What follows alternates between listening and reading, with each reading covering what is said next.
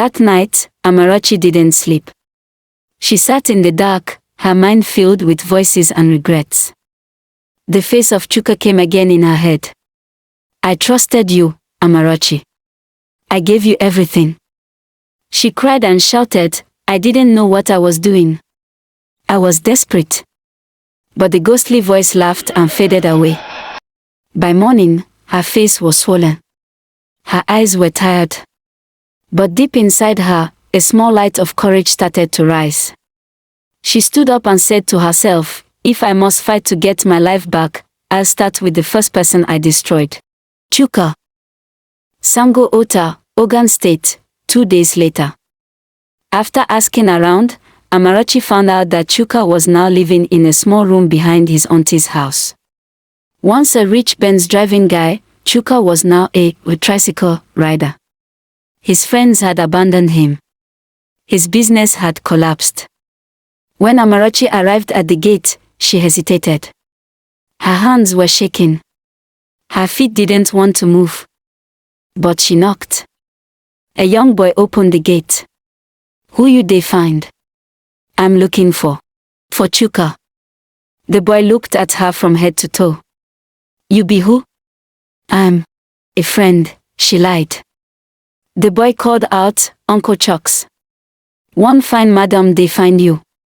Moments later, Chuka came out in a faded singlet and rubber slippers. He looked older, tired, and thinner than before. When he saw Amarachi, he froze. You. Amarachi bowed her head, tears already falling. Chuka, please. I came to say I'm sorry. He laughed bitterly. Sorry. After you ruined me. You used me, Oma. After that night, my life just broke like butter. Everything finished. She went on her knees. I didn't know it would go that far. I was foolish. I joined something dark. They told me to bring used condoms. I didn't know I was stealing destinies. He blinked. What are you talking about? She opened her bag and brought out a small calabash with white cloth around it. This is your glory. I've been keeping it. Please, take it back. As soon as Chuka touched the calabash, his body shook. His eyes rolled. He screamed and fell to the ground. The boy at the gate shouted, Jesus! Uncle Chucks don't die. No. Amarachi rushed to him, placing her hand on his chest. Come back. Come back. Suddenly, Chuka sat up, panting, sweating. He looked around. His eyes clearer. He stared at his hands.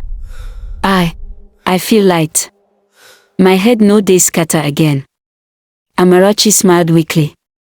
I returned your glory. Chuka looked at her, confused but grateful. You really came back for me. She nodded. I have to return everything I took, or I'll die slowly. He helped her up. Where are you going next? She sighed. To Enugu. There's a man there. His name is Chief Ibuka. He was the second man I destroyed. Meanwhile, in a sacred forest outside Ibadan, Mama Ifen had gathered the 7 sisters, powerful women from different parts of Nigeria who controlled spiritual forces. They sat in a circle, chanting, while a big clay pot boiled in the middle of fire. One of the sisters, Aisha, asked, So, it's true. The spirit man has returned. Mama Ifen nodded. Yes. Tolu the gatekeeper. He has come to open the ancient door. Another sister, Ngozi the bone reader, spoke, If that door opens, darkness will pour into this world. Even we will not survive it. Mama Ifen dropped a red feather into the boiling pot. We must stop Amarachi before she returns all the glories. If she succeeds, the spirit man will become unstoppable. A loud thunder clapped above them. The trees shook. The sky turned grey. Mama Ifen looked up and whispered, The battle has begun. 3 days later. Enugu State. Amarachi arrived at Chief Ibuka's mansion in the dead of night. The gates were tall, black, and guarded by two strong men in dark sunglasses, even though it was already past 10 p.m. She wore a long gown and covered her hair with a scarf. Her face was pale. Her hands were shaking again. "Who you be?" one of the guards asked. "I need to see Chief Ibuka. It's urgent. Tell him it's Amarachi." The moment the man heard her name, his eyes changed. You still get mine, come here." Before she could explain, he dragged her inside the compound. "You go explain to Oga yourself.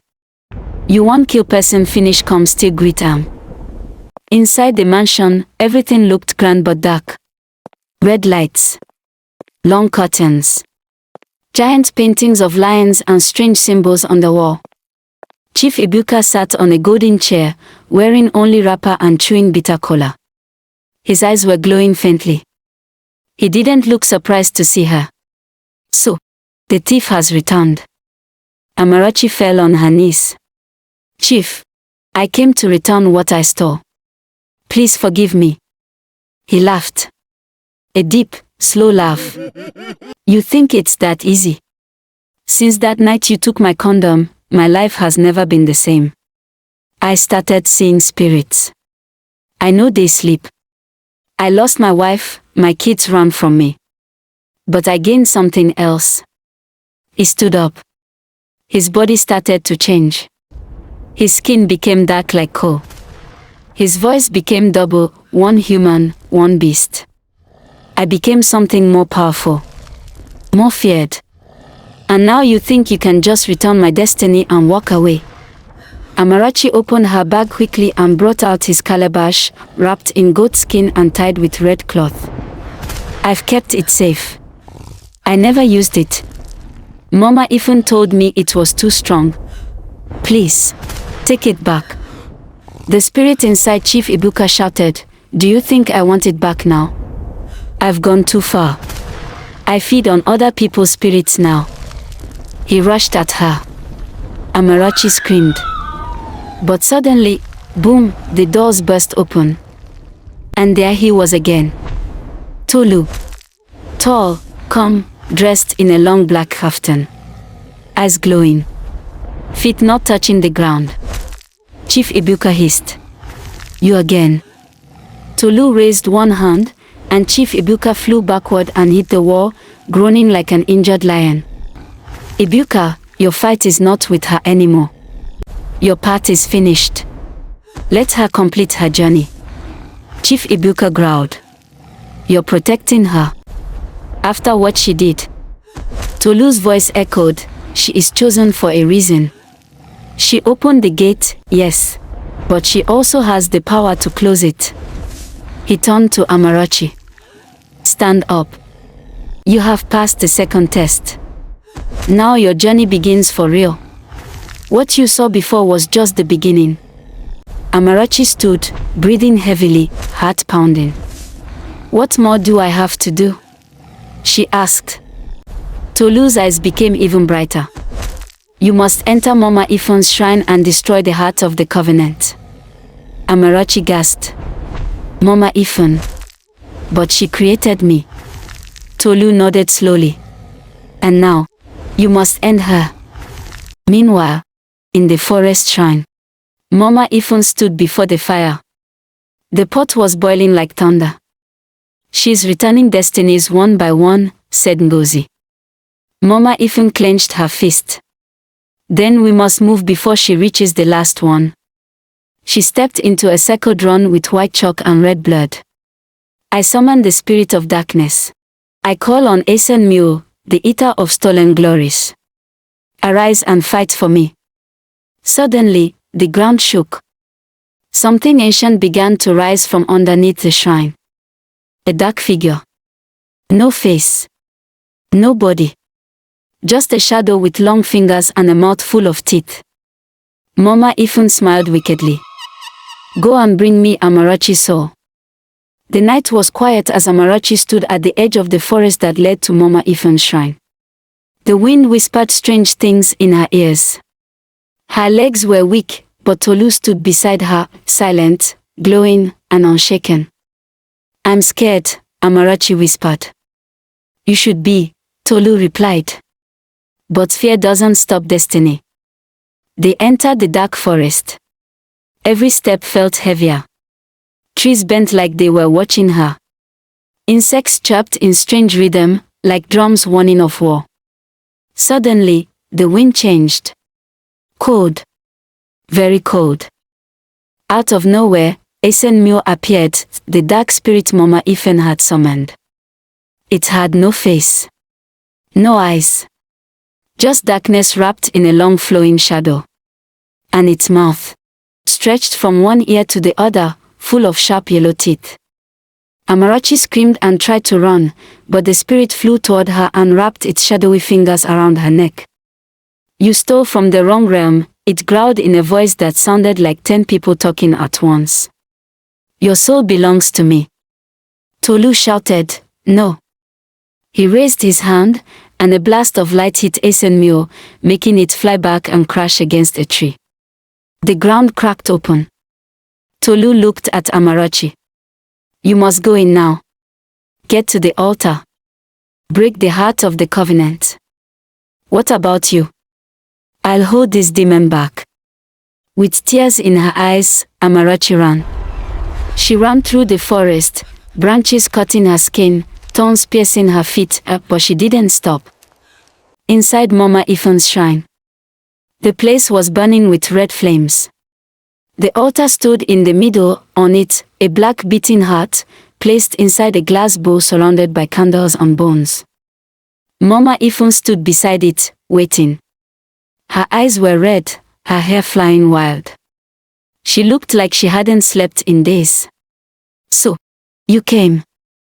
I came to end it, Amarachi said, panting. You think it's that easy? That you can just break the heart and everything will go back to normal? I don't want my old life. I want freedom. For myself. For the men I hurt. I want peace. Mama Ifen growled. Then die with your peace. She ran toward Amarachi with a curved blade. But Amarachi grabbed a torch from the wall and threw it at the altar. Boom! The glass bowl shattered. The black heart caught fire. Mama Ifen screamed in pain. Her body started melting. The shrine shook. Statues began to fall. Fire spread fast. No! She screamed. You don't know what you've done. You've broken the seal. But Amarachi didn't stop. She took one of the fallen bones and smashed the burning heart again and again until it turned to ash. Mama Ifen dropped to the ground, dead. The flame swallowed her body. Outside, the moment the altar was destroyed, Esenmio screamed in pain and vanished into smoke.